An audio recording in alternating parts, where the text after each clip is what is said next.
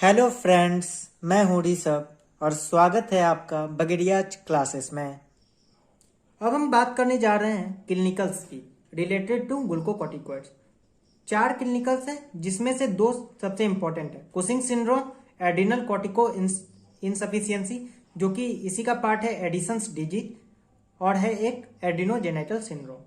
सबसे पहले बात करते हैं कुशिंग सिंड्रोम की, जो कि एक बहुत ही इंपॉर्टेंट एसएक्यू है, साथ ही साथ इस पूरे टॉपिक का सबसे इंपॉर्टेंट पार्ट है। कुशिंग सिंड्रोम क्या हुआ देखते हैं। हाइपर सिक्रेशन ऑफ ग्लूकोकॉर्टिकॉइड्स, या हम इसे क्या कह देते हैं, हाइपर कॉर्टिसोलिज्म, यानी कि कॉर्टिसोल का लेवल बढ़ जाना। अब बढ़ने के पीछे कोई ना कोई जरूर वजह होगा, जिसे हम कहते हैं इटियोलॉजी। इटियोलॉजी क्या हो सकता है? एड्रिनल कॉर्टेक्स या पिट्यूटरी ग्लैंड में ट्यूमर हो गया। एड्रिनल कॉर्टेक्स में ट्यूमर हो गया मानो, जो कि जोना फेसिकुलेटा वाले पार्ट को इफेक्ट कर रहा है। तो ट्यूमर के होने के कारण क्या हुआ, हाइपर एक्टिव हो गया ग्लैंड, जिससे कि ग्लूकोकॉर्टिकॉइड्स ज्यादा से ज्यादा बनने लग गया। पिट्यूटरी ग्लैंड में ट्यूमर हुआ तो एसीटीएच का प्रोडक्शन बढ़ा, और एसीटीएच के प्रोडक्शन के बढ़ने के कारण कॉर्टिसोल ज्यादा से ज्यादा बनने लग गया। या तो हो सकता है एसीटीएच और सीआरएच प्रोड्यूसिंग ट्यूमर, जो कि ब्रोंकोजेनिक कार्सिनोमा में देखने को मिलता है। जैसे लंग का कैंसर हुआ, ये तुम पढ़ोगे पैथो में, पैरानियोप्लास्टिक सिंड्रोम के वजह से हो रहा है ऐसा। यानी कि ऐसे ट्यूमर दूसरे जगह पर, एक्टोपिक जगह पर, जो कि एसीटीएच और सीआरएच के सिक्रेशन को बढ़ा रहा है। गजब की बात हो गई ना। मतलब एड्रिनल ग्लैंड या पिट्यूटरी ग्लैंड से रिलेटेड नहीं हो गया, कैंसर या ट्यूमर कहीं थर्ड जगह है जो कि एसीटीएच और सीआरएच के सिक्रेशन को बढ़ा रहा है। साथ ही साथ क्या हो सकता है, फैमिलियल एड्रिनल डिस्प्लेजिया। डिस्प्लेजिया भी तुम पैथोलॉजी में पढ़ोगे। डिस्प्लेजिया का मतलब होता है प्री कैंसरस स्टेज। 3 स्टेज होते हैं किसी भी कैंसर के। सबसे पहले क्या होता है, मेटाप्लेजिया होता है, जो कि नॉर्मल कंडीशन है, एक टिश्यू का दूसरे टिश्यू में बदल जाना। मेटाप्लेजिया फिर क्या करवा देता है, डिस्प्लेजिया, प्री कैंसरस स्टेज। और यह डिस्प्लेजिया एनाप्लेजिया में कन्वर्ट हो सकता है, जो कि कैंसरस स्टेज है। ठीक है। फैमिलियल एड्रिनल डिस्प्लेजिया को हम कहते हैं कार्ने सिंड्रोम। और आइट्रोजेनिक काउज हो सकता है। आइट्रोजेनिक यानी कि related to drug, prolonged use of steroids के कारण भी ऐसा हो सकता है। अब इसके क्या क्या फीचर्स हैं देखो, जो मैंने इसके फंक्शंस बनाए हैं, मैक्सिमम फीचर्स उसी में से आ जाएंगे। Centripetal obesity and overweight. ऐसा क्यों हो रहा है, ओबेसिटी क्यों हो रहा है? मैंने कहा था कि एबनॉर्मल फैट का डिस्ट्रीब्यूशन हो रहा है। एबनॉर्मल फैट के डिस्ट्रीब्यूशन के कारण क्या हो रहा है, बफेलो हम्प अपीयरेंस हो रहा है, साथ ही साथ मून फेस भी हो रहा है। ठीक है। अब क्या हो सकता है, थिन लिम्स एंड फैटिगेबिलिटी। लिम्स पतले हो गए।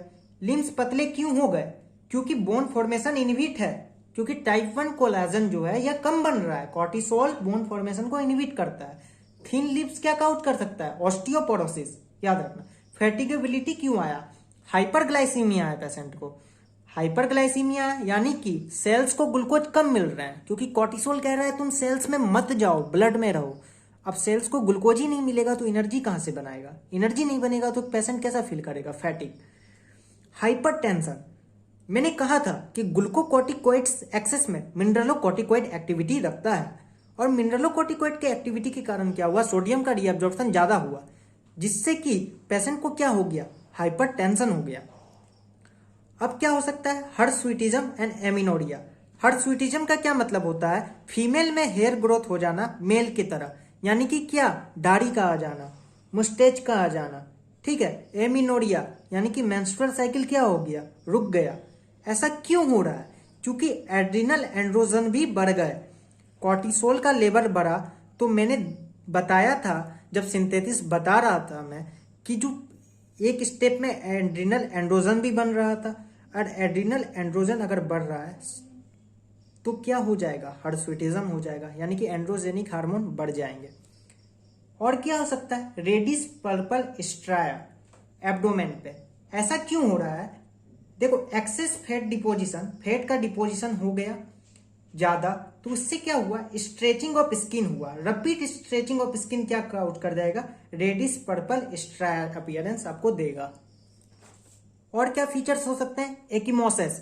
एकिमोसिस का क्या मतलब होता है, देखो, कैपिलरी हमारी थिन हो गई थी, अगर कोई भी हम माइनर इंजरी देंगे तो उससे क्या होगा, एक्स्ट्रावेजेशन ऑफ आरबीसी हो जाएगा कैपिलरी से इनटू सबक्यूटेनियस टिश्यू में, जिससे कि रेडिश अपीयरेंस आ जाएगा एब्डोमेन पे, जिसे हम एक्यूमोसिस कहते हैं। और क्या हो सकता है, proximal myopathy, leg become thin. मैंने पहले ही कह दिया था कि स्केलेटल मसल्स पे इसका कैसा इफेक्ट है, प्रोटियोलाइटिक इफेक्ट है, क्योंकि यह मसल वेस्टिंग को बढ़ा रहा है, यानी कि लीवर को छोड़ के हर जगह से प्रोटीन को तोड़ने का काम कर रहा है। अब ज्यादा से ज्यादा प्रोटीन टूटेंगे तो स्केलेटल मसल कमजोर होंगे तो कैसा हो जाएगा, proximal myopathy. Poor wound healing, इसकी बात हम पहले ही कर चुके हैं। हाइपरग्लाइसीमिया, इम्यूनिटी कम है, ये सब क्या काउच करेगा, वुंड हीलिंग को डिले कर देगा। ऑस्टियोपेरेसिस हम पहले ही चर्चा कर चुके हैं कि बोन का फॉर्मेशन को यह इनहिबिट कर रहा है। साथ ही साथ याद रखना कि एक्सेस कॉर्टिसोल जो होता है वो पेराइटल सेल से एचसीएल के सिक्रेशन को प्रमोट करता है। पेराइटल सेल से एचसीएल का सिक्रेशन ज्यादा होगा तो हाइपर एसिडिटी होगी, तो patient is more prone to peptic ulcer. साथ ही साथ कुछ इमोशनल चेंजेस आ सकते हैं, जो कि हो सकते हैं इरिटेबिलिटी से साइकोसिस तक। मैंने बहुत सारा फंक्शन बताया, लगभग 15 फंक्शन बताए। अब मैं इसे एक कार्टून के जरिए सिंप्लीफाई करने की कोशिश कर रहा हूं, ठीक है। देखो, एक लेडी है जो कि रो रही है। यह लेडी क्यों रो रही है, क्योंकि इसे पैर में चोट लग गया है। पैर में चोट लगने के कारण इस लेडी के पांव में घाव हो गया है।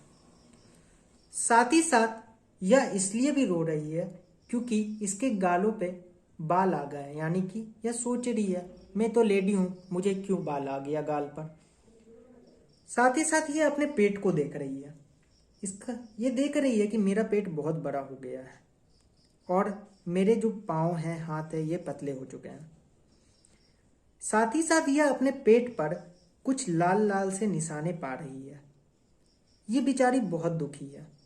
क्यों, क्योंकि यह बहुत दिनों से इसे मेंस्ट्रुअल साइकिल नहीं हुआ है, तो यह सोच रही है ऐसा मेरे साथ क्यों हो रहा है, मुझे दाढ़ी आ रहे हैं, मैं रो रही हूँ, मेरे हालत ठीक नहीं है, मेरे पाँव पतले हो चुके हैं, मेरे पेट बड़े हो चुके हैं और मुझे जो घाव हुआ है यह बहुत दिनों से है, क्योंकि यह ठीक होने का नाम ही नहीं ले रहा है।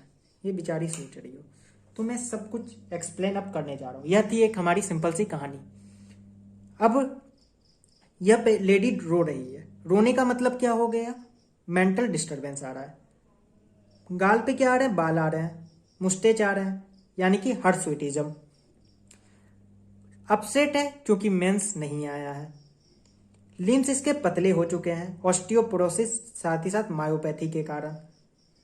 साथ ही साथ इसके पेट बड़े हो चुके हैं, ट्रंकल ओबेसिटी आ गया है। और यह लाल लाल जो पा रही है अपने पेट पे निशान, यह क्यों हो रहा है, यह हो रहा है एक्यूमोसिस के कारण। साथ ही साथ इसका जो चोट लगा है यह ठीक नहीं हो रहा है, यह क्यों हो रहा है, पुअर वुंड हीलिंग के कारण, जो कि डायबिटीज के कारण हो रहा है, और साथ ही साथ इम्यूनिटी इसका सप्रेस है। और इसका जो फेस है, यह पा रही है कि यह मेरा चेहरा गोल सा हो गया है, पूर्णिमा के चांद की तरह। अब हम बात करते हैं कि कुशिन सिंड्रोम का डायग्नोसिस कैसे होता है। तो वेरी शॉर्ट में हम देखेंगे ऐसे, प्लाज्मा कोर्टिसोल का लेवल हम ज्यादा पाएंगे। साथ ही साथ इसका एक टेस्ट होता है जिसे हम कहते हैं डेक्स्ट्रामेटासोन सप्रेशन टेस्ट। इसके भी फर्दर पार्ट होते हैं, low dose dexamethasone test and high dose dexamethasone suppression test, ये आगे तुम पढ़ोगे। ट्रीटमेंट की बात करें तो ट्रीटमेंट क्या है, अगर मानो कॉर्टिसोल का लेवल ज्यादा होने का कारण ट्यूमर है तो उस ट्यूमर को हम क्या कर देंगे, सर्जिकली डिसेक्ट कर देंगे। साथ ही साथ हम क्या कर सकते हैं, मेडिकल एड्रेनलेक्टोमी करते हैं। मेडिकल एड्रेनलेक्टोमी का क्या मतलब होता है, हम इसमें हाई डोज ऑफ केटाकोनाजोल देते हैं और केटाकोनाजोल जो होता है कॉर्टिसोल के सिंथेसिस को इनहिबिट करता है, ठीक है। अब हम दूसरे क्लिनिकल की तरफ आते हैं जिसका नाम है एड्रेनोकॉर्टिकोल इनसफिशियंसी, यानी कि इनसफिशियंसी का क्या मतलब हो गया, हाइपोफंक्शन, फंक्शन अच्छे से नहीं कर पा रहा है, हाइपोफंक्शन ऑफ एड्रिनल ग्लैंड। यह जो एड्रेनोकॉर्टिकल इनसफिशियंसी है यह दो टाइप का हो सकता है, प्राइमरी एंड सेकेंडरी। प्राइमरी को हम क्या कहते हैं, एडिसन्स डिजीज, और सेकेंडरी जो होता है वह पिट्यूटरी या हाइपोथैलेमिक डिजीज के कारण होता है, यानी कि एड्रिनल ग्लैंड से रिलेटेड नहीं होगा। सेकेंडरी टू एड्रिनल ग्लैंड, या तो पिट्यूटरी हो सकता है या हाइपोथैलेमस हो सकता है, ठीक है। दोनों की वजह से क्या हो सकता है, या तो सीआरएच कम हो सकता है या एसीटीएच का सिक्रेशन कम हो सकता है। अब हम बात करते हैं एडिशन डिजीज की, जो कि प्राइमरी एड्रिनल कॉर्टिकल इनसफिशियंसी है। इसमें क्या हो रहा है, हाइपोसिक्रेशन ऑफ ग्लूकोकॉर्टिकॉइड हो रहा है। ठीक है, इटियोलॉजी, किस वजह से ऐसा हो रहा है। Idiopathic atrophy of gland, idiopathic मतलब होता है अननोन काउज, यानी कि ग्लैंड का क्या हो गया, एट्रोफी। एट्रोफी का क्या मतलब होता है, decrease cell size as well as decrease cell number of the particular organ. तो सेल साइज भी कम हो गया और सेल नंबर भी कम हो गया, जिससे कि क्या हो गया, एट्रोफी हो गया। सर्जिकल रिमूवल ऑफ ग्लैंड, हमने एड्रिनल ग्लैंड निकाल दिया, या कोई इन्फेक्शन हो गया, या कोई मेटास्टेटिक इन्वेजन हो गया, या हमने केटोकोनाजोल एक्सेस में दे दिया। मैंने बताया था केटोकोनाजोल ज्यादा देने से कॉर्टिसोल का लेवल कम हो जाता है। ठीक है, ये सारी वजह क्या काउच कर सकता है, एडिसन्स डिजीज। इसके फीचर्स में देखने को मिलेंगे दो important features, hyper pigmentation of skin over sun exposed area, sun का लाइट जहां जहां शरीर पर पड़ सकता है वहां पे हाइपर पिगमेंटेशन देखने को मिलेगा। ऐसा भला क्यों, देखो जब भी प्लाज्मा कोर्टिसोल का लेवल कम होगा तो एसीटीएच बोलेगा जल्दी जल्दी बनाओ, जल्दी बनाओ, तुम कम क्यों हो, पर ये इसकी बात नहीं सुनेगा, क्योंकि एड्रिनल ग्लैंड में प्रॉब्लम है। ऊपर से आ रहा है निर्देश कि बनाओ, पर ये बना ही नहीं पा रहा है, तो एसीटीएच का लेवल ज्यादा रहेगा। एसीटीएच का लेवल ज्यादा होने से यह एमएसएच लाइक एक्टिविटी शो करता है, ACTH MSH like activity show करता है इन एक्सेस, जिससे कि एमएसएच लाइक एक्टिविटी है, तो एमएसएच लाइक एक्टिविटी में क्या हो जाएगा, पिगमेंटेशन हो जाएगा, हाइपोटेंशन हो जाएगा। हाइपोटेंशन क्यों हुआ, कॉर्टिसोल का लेवल कम है, और मैंने कहा था overlapping effect, glucocorticoid has overlapping effect with mineralocorticoid, तो मिनरलोकॉर्टिकॉइड की एक्टिविटी घट जाएगी, जिससे कि क्या हो जाएगा, सोडियम का रीअब्जॉर्प्शन कम हो जाएगा और हाइपोटेंशन हो जाएगा।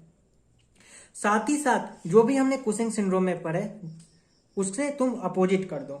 ठीक है, डायग्नोसिस कैसे करते हैं, decrease plasma cortisol with increase ACTH, plasma cortisol कम है लेकिन एसीटीएच ज्यादा है, क्योंकि पिट्यूटरी में तो कोई प्रॉब्लम नहीं आया है। ट्रीटमेंट के लिए एक ही उपाय है, हम हार्मोन रिप्लेसमेंट करते हैं, अलग से हम इसे कॉर्टिसोल प्रोवाइड करवाते हैं। अब लास्ट बात करते हैं हम एड्रिनोजेनिटल सिंड्रोम की। इसमें क्या हो रहा है, 21 बीटा हाइड्रोक्सिलेज की डेफिशिएंसी हो रही है। मैंने पहले भी इम्फेसाइज करके कहा था कि कोई एंजाइम याद रहे या ना रहे सिंथेसिस में 21 बीटा हाइड्रोक्सिलेज याद रखना। 21 बीटा हाइड्रोक्सिलेज की डेफिशिएंसी होने के कारण क्या हो रहा है, ग्लूकोकॉर्टिकॉइड और मिनरलोकॉर्टिकॉइड नहीं बन पा रहा है।